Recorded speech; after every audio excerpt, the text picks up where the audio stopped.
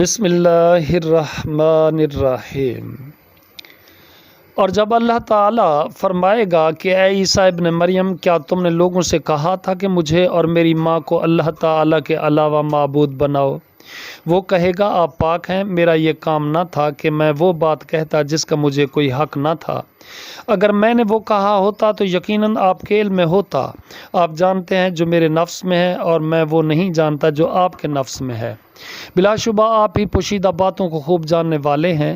میں نے ان سے اس کے سوا کوئی بات نہیں کہی جس کا آپ نے مجھے حکم دیا کہ اللہ تعالیٰ کی عبادت کرو، جو میرا بھی رب ہے اور تمہارا بھی رب ہے، اور میں ان پر گواہ تھا جب تک میں ان میں موجود تھا۔ پھر جب تو نے مجھے اٹھا لیا تو ان پر تو ہی نگران تھا، اور تو ہر چیز پر گواہ ہے۔ اگر تو ان کو سزا دے تو یقیناً وہ تیرے ہی بندے ہیں، اور اگر تو انہیں بخش دے تو یقیناً تو سب پر غالب کمال حکمت والا ہے۔ اللہ تعالیٰ فرمائے گا کہ یہ وہ دن ہے جس میں سچوں کو ان کی سچائی نفع دے گی۔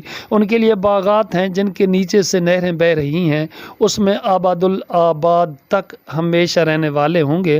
اللہ تعالیٰ ان سے راضی ہوا اور وہ اللہ تعالیٰ سے راضی ہوئے۔